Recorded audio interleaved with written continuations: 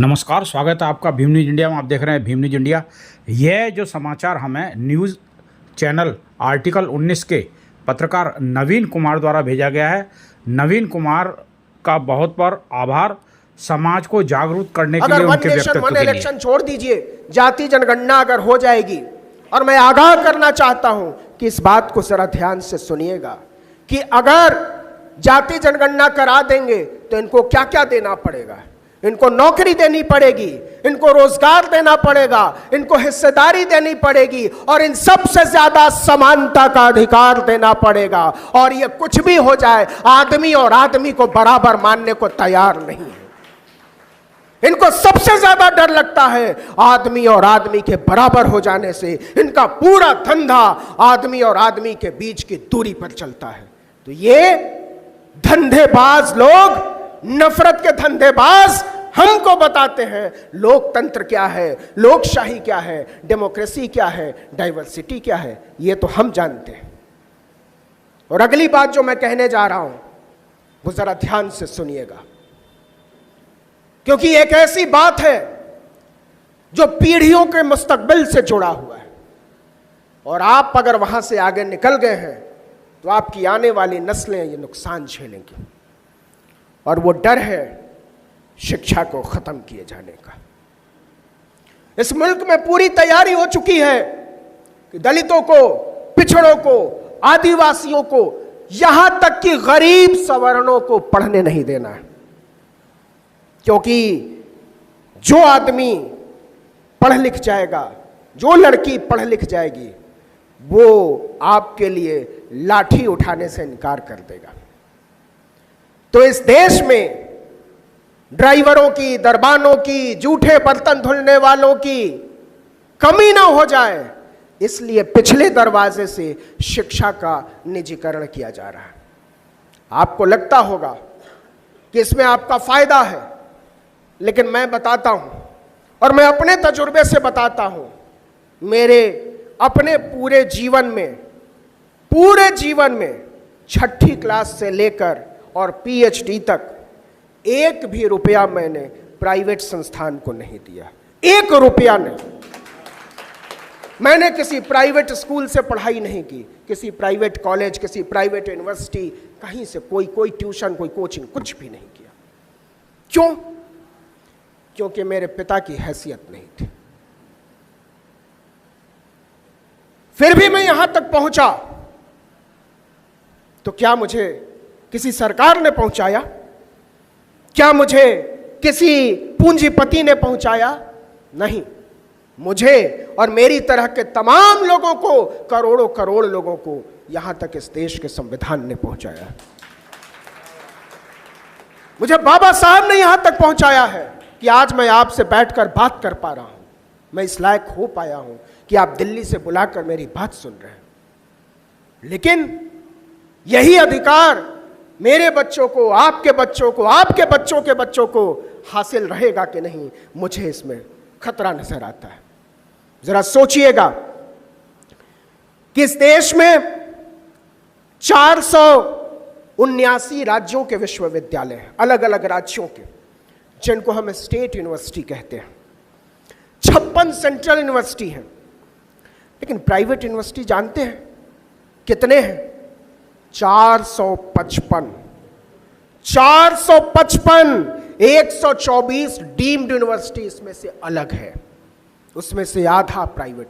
मतलब 500 से ज्यादा यूनिवर्सिटीज इस देश में प्राइवेट खोल दिए गए, जहां कोई पूछने वाला नहीं है कि फीस कितनी लेते हो और रिजर्वेशन देते हो कि नहीं।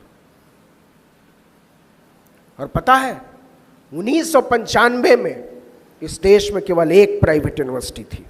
एक से 500% हो गई प्राइवेट यूनिवर्सिटी, और सरकारी यूनिवर्सिटी पहुंची 479 पर 250 से।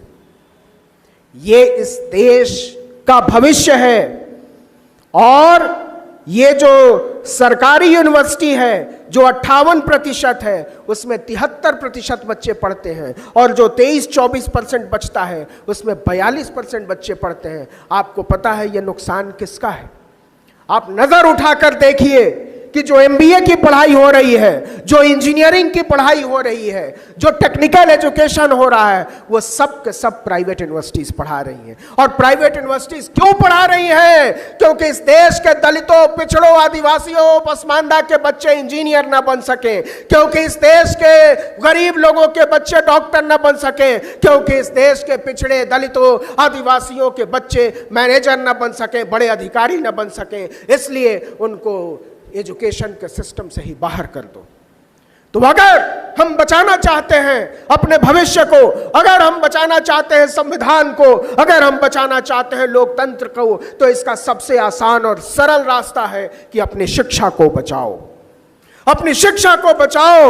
अगर आने वाली नस्लें तुमसे सवाल कर देंगी कि जब इस देश के विश्वविद्यालयों को निजी हाथों में सौंपा जा रहा था, जब इस देश के अस्पतालों को निजी अस्पताल हाथों में सौंपा जा रहा था, जब इस देश की पूरी व्यवस्था को नीलाम किया जा रहा था, तब आप क्या कह रहे थे? अगर आपने लड़ाई लड़ी है तो आप कहेंगे कि हम नागपुर के किसी हॉल में बैठकर इसका विरोध कर रहे थे, और नहीं तो हमारी और आपकी नजरें अपने बच्चों के सामने झुकी हुई होंगी। उस रोज की तैयारी कीजिए।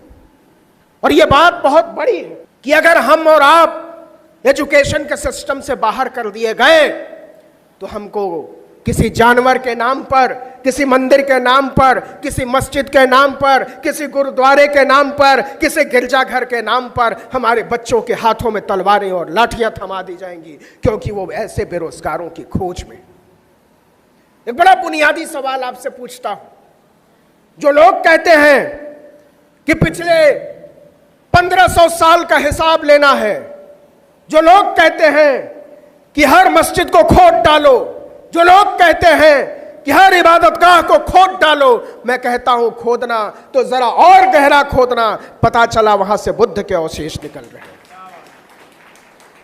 लेकिन वो गहराई में खोदने से डरते हैं, वो ज्यादा गहराई में जाने से डरते हैं, क्योंकि उनको अंत में हमारे और आपके बच्चों के हाथों में तलवारें और लाठियां थमानी। जरा हिसाब देखिए साहब, इस देश के कृषि मंत्री शिवराज सिंह चौहान का बेटा कार्तिकेय पेंसिल्वानिया यूनिवर्सिटी यूएसए से कानून की पढ़ाई करके आता है। राजनाथ सिंह का बेटा लीड्स यूनिवर्सिटी यूनाइटेड किंगडम से पढ़ाई करता है। पीयूष गोयल का बेटा हार्वर्ड यूनिवर्सिटी से पढ़ाई करता है। रविशंकर प्रसाद का बेटा कॉर्नेल यूनिवर्सिटी से पढ़ाई करता है। निर्मला सीतारमण की बेटी अमेरिका की यूनिवर्सिटी से पढ़ाई करती है। प्रकाश जावड़ेकर का बेटा बॉस्टन यूनिवर्सिटी से, एस जयशंकर का बेटा जॉर्ज टाउन यूनिवर्सिटी अमेरिका से, ज्योतिरादित्य सिंधिया का बेटा येल यूनिवर्सिटी से, हरदीप सिंह पुरी की बेटी वार्विक यूनिवर्सिटी से, गजेंद्र सिंह शेखावत की बेटी ऑक्सफोर्ड यूनिवर्सिटी से बीए करती है। और हमको और आपको बताया जा रहा है कि हाथों में लाठियां उठाओ, एक कौम को खत्म कर दो, वरना तुम लोग खत्म हो जाओगे। अरे गद्दारों, इस मुल्क को समझाओ कि अपने एजुकेशनल संस्थानों को बचाओ, नहीं तो इस देश का लोकतंत्र खत्म हो जाएगा। तो हम तो लोकतंत्र को बचाएंगे, हम तो अपने एजुकेशन सिस्टम को बचाएंगे। और एक चीज जो बड़े अदब से कहना चाहता हूं कि ये जो लोग अमेरिका और इंग्लैंड से पढ़ाई करके आए हैं, वो क्या करते हैं? यही लोग हमारे बच्चों को कहते हैं कि तुमको पढ़ने की जरूरत नहीं है, तुमको वेद विद्यालयों में जाने की जरूरत है, तुमको धोती पहनने की जरूरत है, तुमको टीका लगाकर किसी मंदिर का घंटा बजाने की जरूरत है, वरना इस देश में तुम जी नहीं पाओगे। तो हमारे बाल बच्चों को भिखारी बना देने की ये जो राजनीति है, इसको समझने की जरूरत है। एक सवाल पूछता हूं आपसे, और जरा ध्यान दीजिएगा। आप खुशकिस्मत हैं, आपके यहां कांवड़ यात्रा नहीं निकलती है। हमारे यहां जब कांवड़ यात्रा निकलती है तो लोग भयभीत हो जाते हैं। यह अजीब धर्म का फलसफा चला है कि लोगों को डराने वाली चीज को वो धर्म कहते हैं। लेकिन एक बात बताइए, ये जो कांवड़ यात्राओं पर हेलीकॉप्टर से फूल बरसाते हैं, कभी उनको कांवड़ में शामिल होते देखा है? कभी राजनाथ सिंह के बेटे को कांवड़ ढोते हुए देखा है? कभी अमित शाह के बेटे को कांवड़ ढोते हुए देखा है, कभी नरेंद्र मोदी के बेटे को, नरेंद्र मोदी को खुद कांवड़ ढोते हुए देखा है? क्या आपने कांवड़ ढोते हुए देखा है लाल कृष्ण आडवाणी को? बाकी छोड़िए, योगी आदित्यनाथ तो संत हैं, कभी उनको कांवड़ ढोते हुए देखा है? मैं गारंटी देता हूं, मैं चुनौती देता हूं कि एक तस्वीर नरेंद्र मोदी निकाल कर दिखा दे अपनी कांवड़ ढोते हुए, एक तस्वीर दिखा दे योगी आदित्यनाथ अपनी कांवड़ ढोते हुए, मैं अपनी पूरी पत्रकारिता खत्म कर दूंगा उसी रोज। जिन लोगों ने कांवड़ के नाम पर, मंदिर के नाम पर, मस्जिद के नाम पर, गुरुद्वारे के नाम पर, चर्च के नाम पर सिर्फ हमको और आपको लड़ाया है, वो लोग बताते हैं कि यही चीज तुम्हारे लिए ठीक है। जानते हैं वो क्या कहते हैं? धर्म के नाम पर, वो धर्म के नाम पर इस देश के दलितों, पिछड़ों, आदिवासियों को गाली देते हैं, कहते हैं तुम्हारी औकात यही है, तुम्हारी औकात यही है। किसी कांवड़ यात्रा की, किसी झुमटा यात्रा की, किसी चिमटा यात्रा की, किसी ताली यात्रा की, किसी थाली यात्रा की। तो मैं कहना चाहता हूं इस देश के तमाम बाबाओं को, जिनको जेलों से बाहर निकालने वाली हुकूमत हमको लोकतंत्र सिखा रही है, जिनकी हुकूमत गुंडों, मवालियों, बलात्कारियों, हत्यारों के बिना नहीं चल सकती, जो राम रहीम जैसे हत्यारे, लफंगे, गुंडे को आजाद सड़कों पर घूमने के लिए छोड़ देते हैं, जो छोड़ देते हैं बिल्किस बानो के बलात्कारियों को, जो छोड़ देते हैं आसाराम बापू जैसे दरिंदे को, वो कहते हैं कि तुमको अपने घरों में कैद रहना होगा। ये कायर और लिजे लोग, ये डरपोक लोग हमको लोकतंत्र सिखाते हैं, लेकिन ये चलेगा नहीं। ये चलेगा इसलिए नहीं कि हम जानते हैं हमको क्या चाहिए, और इसी बात से ये डर रहे हैं। मैं फिर जातीय जनगणना पर आता हूं। ये बार बार जैसे ही आप संविधान की बात करेंगे, जैसे ही आप भागीदारी की बात करेंगे, वैसे वैसे ये one nation one election type की किसी मूर्खता की बात करेंगे, क्योंकि इनके पास किसी जायज सवाल का कोई जवाब नहीं है। इनसे पूछो स्कूल कहाँ है, बोले अच्छा घंटा बजाओ। इनसे पूछो अस्पताल कहाँ है, बोलेंगे ताली बजाओ। इनसे पूछिए मास्क कहाँ है, कोरोना की दवाई कहाँ है, ये कहते थाली बजाओ, टॉर्च जलाओ। अरे ये देश तुम्हारा बंधक है, क्या चाहते हो कि इस देश के लोग हमेशा ताली, थाली, टॉर्च जलाते, बजाते, बुझाते रहें? नहीं, ये 10 साल में सारा तिलिस्म हवा की तरह उड़ गया है। लेकिन ये बात आगे जाएगी, और मैं बड़ी साफगोई से कहना चाहता हूं, कहीं ऐसा तो नहीं कि दलित, पिछड़े, आदिवासी की लड़ाई करते करते हम एक ऐसे खित्ते में चले जा रहे हैं जहां हमारा दलित, पिछड़ा, आदिवासी होना तो बच जाएगा, लेकिन उसके लिए आपको बहुत सारी मस्जिदों को गिराना पड़ेगा, उसके लिए बहुत सारे लोगों को मारना पड़ेगा। मैं कहना चाहता हूं कि होशियार रहकर अपनी राजनीति चुनने की जरूरत है, और ये जिम्मेदारी इस देश के दलितों, पिछड़ों और आदिवासियों की है। मैं जोर देकर कहना चाहता हूं कि यह जिम्मेदारी इस देश के दलितों, पिछड़ों और आदिवासियों की है कि वो इस देश के मुसलमानों को, सिखों को, ईसाइयों को, बौद्धों को न सिर्फ सुरक्षित रहने दें, बल्कि उनके सुरक्षित होने का उनको यकीन दिलाएं। एक लोकतंत्र में सुरक्षित होना काफी नहीं है, एक लोकतंत्र में सुरक्षित होने का यकीन होना लोकतंत्र को गरिमा देता है, उसको उदार बनाता है, उसको खूबसूरत बनाता है। तो ये बचाने की जिम्मेदारी है, और नहीं तो एजुकेशन सिस्टम से बाहर करके सबके हाथों में तलवार थमा दिया जाएगा। जरा सोच कर देखिए, क्या नरेंद्र मोदी को ओबीसी होने की छूट दी जा सकती है? क्या ओबीसी होने के नाम पर आपको मुसलमानों की गर्दनें उतारने की छूट दी जा सकती है? इस देश का संवैधानिक कुर्सी पर बैठा हुआ एक आदमी खुलेआम चिल्लाता है कि कटोगे तो पटोगे। इससे शर्मनाक बात क्या हो सकती है? आप जानते हैं, और सिर्फ यही बात नहीं रुकेगी। इस देश की संसद में अगस्त के महीने में यह कहा गया कि जिनकी जात का पता नहीं वो जाति जनगणना की बात करते हैं। तो आपको क्या लगता है कि जो बात मुसलमानों पर आएगी, जो बात सिखों ईसाइयों पर आएगी, उस बात से इस देश का दलित, पिछड़ा, आदिवासी अछूता रह जाएगा? संसद में चिल्लाकर कहा गया, सोचिए कि एक सांसद चिल्लाकर कहता है जब कटुए काटे जाएंगे, और दूसरा सांसद चिल्लाकर कहता है कि जिनकी जात का पता नहीं। ये दोनों बातें अलग अलग नहीं है साहब, उसी एक राजनीति का हिस्सा है। इस राजनीति को पहचानो, इस राजनीति को समझो और तय करो कि आपको क्या चुनना है। गले मिलने की राजनीति है एक तरफ, दूसरी तरफ गले उतारने की राजनीति है। आपको रास्ता तय करना पड़ेगा, तीसरा कोई रास्ता नहीं है। गले मिलने की राजनीति और गले उतारने की राजनीति में हमारा रास्ता क्या हो, हमारी आने वाली नस्लों का रास्ता क्या हो, यह तय तो करना पड़ेगा। और नहीं तय करोगे तो सबकी लिस्ट तैयार है। आज नहीं तो कल सबका नंबर आएगा। आज जो लोग इस बात पर चुप हैं कि यह बात मुसलमानों पर है, हम क्यों बोले, तो यहां मुझे ब्रेख्त याद आते हैं। ब्रेख्त जब नाटककार थे, कवि थे,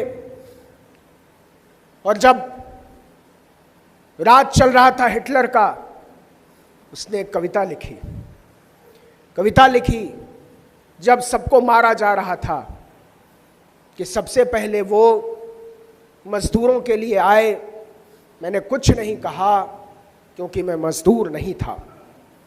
फिर वो अध्यापकों के लिए आए, मतलब मारने के लिए आए, मैं तब भी खामोश रहा क्योंकि मैं अध्यापक भी नहीं था। फिर वो वकीलों के लिए आए, मैं तब भी चुप रहा, मैं वकील भी नहीं था। फिर वो कारोबारियों के लिए आए, मैंने कुछ नहीं कहा, मैं कारोबारी नहीं था। फिर वो मेरे लिए आए और तब मेरे लिए बोलने वाला कोई नहीं था।